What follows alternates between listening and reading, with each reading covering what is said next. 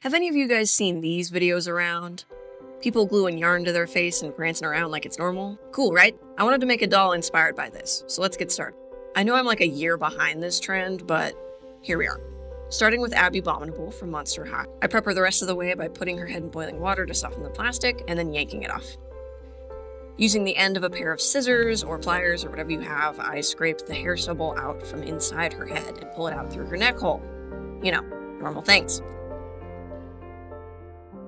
I pop that head right back on there, and using some MSC spray sealant, I slap a layer on there. This will add texture for my paintbrushes and pencils to grip to, and prevent staining underneath. Using watered down watercolor, I paint on the eye outline.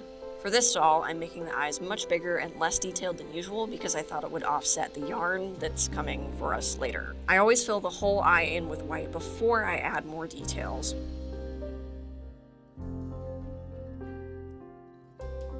While I'm here, I add the outline and fill in the mask for the yarn. I wanted a matching background so that hopefully the blue face wouldn't show through where there's any gaps.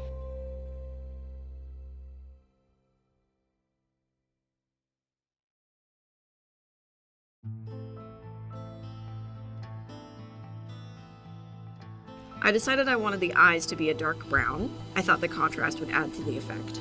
Obviously, it takes a little working to get the eyes just right. I wanted the blue and white to blend a tad around her eyes, so I mark out some blue and blend it in with a white pencil. Adding some final touches and brightening up the values, I add eye shines as well. This trend lends itself to a sort of uncanny valley territory, so I wanted the eyes to look a little bit glazed over.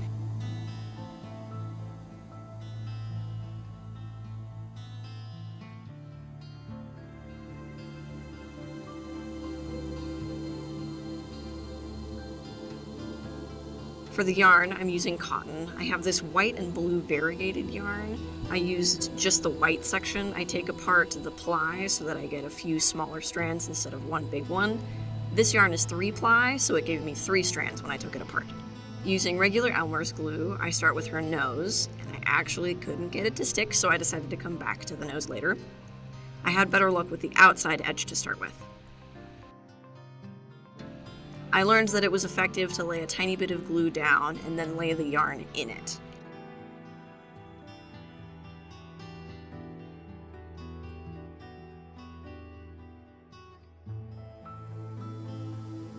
I tried the nose again. This time I set the end to dry on the tip of the nose before continuing to wrap around, and this works pretty well. This process is the same as the forehead with circles and wrapping it around and gluing. I went around the face a few rounds, and when I got too close to the eyes, I decided to cut smaller pieces out one at a time and place them underneath the eye. This way it followed a grain and looked more uniform. I did this on the forehead as well.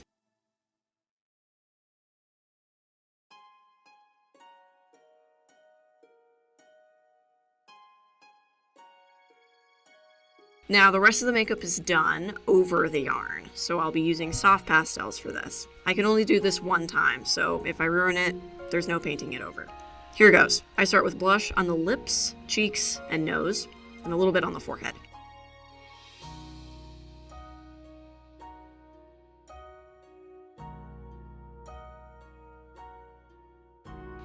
Still using watercolor, I add brown eyebrows, and with white I add a little bit of highlights.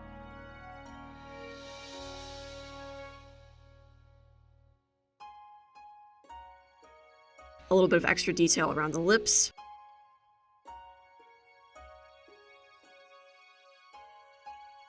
I tried to tame down the eyebrows a little. They were a little bit too big for my preference. Using blue soft pastels, I blend the yarn around the eyes. This helps to make it look a little bit more finished. Of course, this got all over the eyes, so I used my kneaded eraser to get rid of that. To top this off, I will be adding false eyelashes. I try to usually buy the sectioned ones. They're a little bit easier to work with, and you get a little bit of variation of length that you can use. With more glue, I set them on there and hope that they stay put. And then using nail varnish, I gloss the eyes to make them a little bit more lifelike.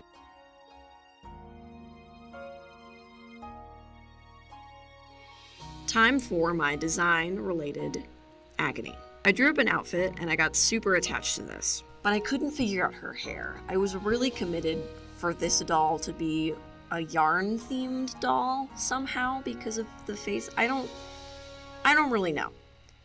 I wanted huge, long yarn hair, so I drew up some color combos, and if you're on my Instagram or TikTok, you'll remember me asking for help to decide. I wanted high contrast, but everyone else wanted her to be a clown for some reason. Maybe it's because she clearly looks like a clown.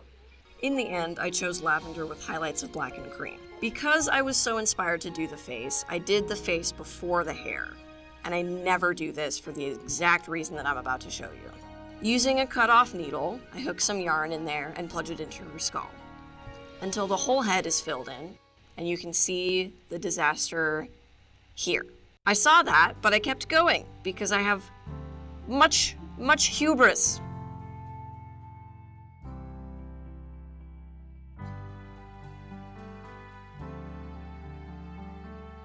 To add the highlights of color, I chose where I want to put them and just throw them in there. Here she is with the huge long hair that I wanted so badly, but then I noticed something. Something flapping in the wind. Something that should never flap. Her freaking eyeball. Oh no. Oh. Can I? Oh no. How do... Because of the aggressive reroute, her eye broke off, her whole eye. I have never had this happen in my life.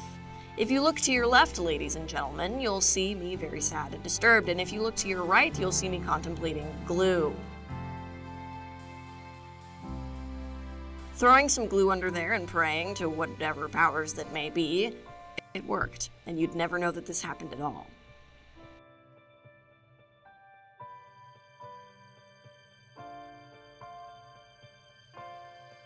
Okay, back to the design situation. I drew out only this outfit because I was quite obsessed with the ruffle action. So to make these ruffles, you gotta do some quick math. To find the diameter of the circle, you're wanting the skirt to fit around, so her waist, you're gonna measure her waist and then write that down. And then figure out how long you want it to be. I measured from her belly button about to her mid-thigh, I'd say. So for the diameter of the circle, which will be the waistband, taking that 3.5 inch measurement and divide it by 2 pi. 2 pi is 3.26. So it's 3.5 divided by 6.28. That equals approximately half an inch, super approximately.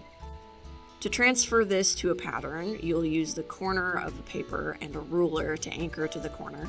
Finding the measurement that you want, you'll make small marks while moving the ruler across the paper. This will create 1/4 of a circle. Do this with the top measurement and then again at the bottom where you want this skirt to stop.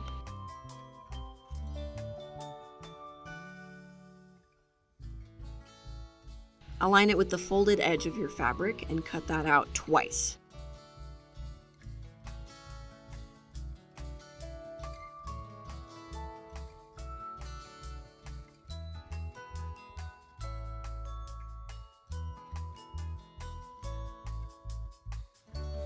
And then sew those edges together.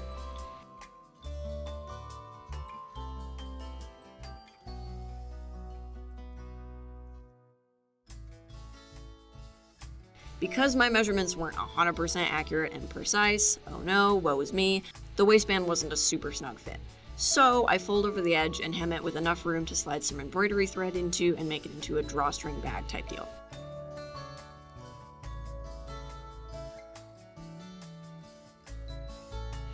For the top, I want this tight-fitting crop with a cutout in the chest. To make the pattern, I trace her little body and shoulders and neck hole and add about like 2 or 3 centimeters of allowance. I cut out 2 of them and cut 1 in half. I sew the shoulders and sides together and sew the back onto her. I made this sort of a scrunched texture with the seam, hoping it doesn't look too messy, but I don't know. And for the cutout, I just cut it out.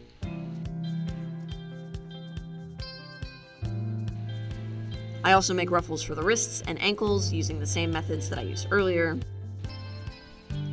For shoes, I found some Ever After High shoes and decided to paint them. I paint them black and gold and red. I basically reversed the color scheme of the original shoes.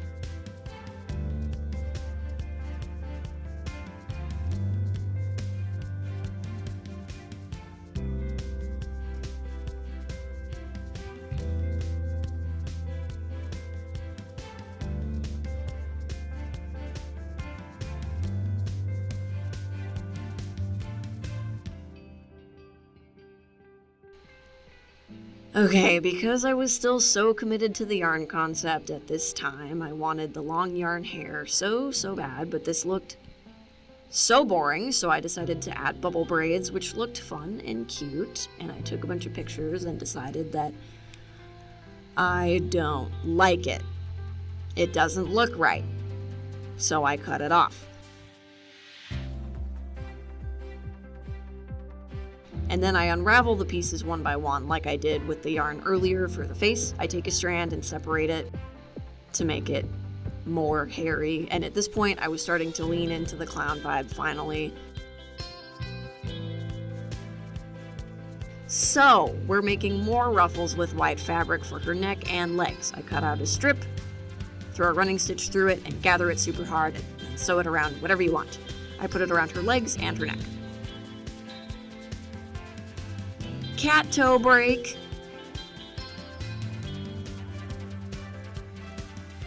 She's a clown now. Got it?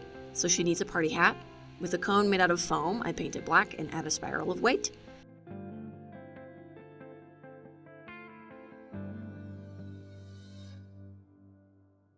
And I put a long pin in the top and just stab it into her head.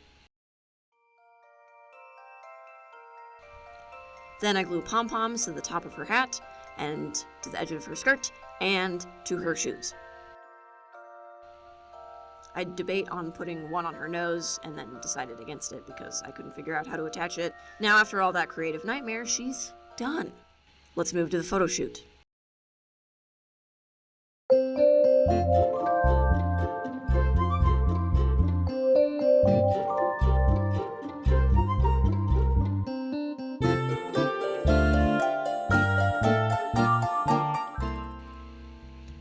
With all the struggle and creative blocks, I pushed hard to make it happen, and I'm excited that she's done. What would you have done in my shoes?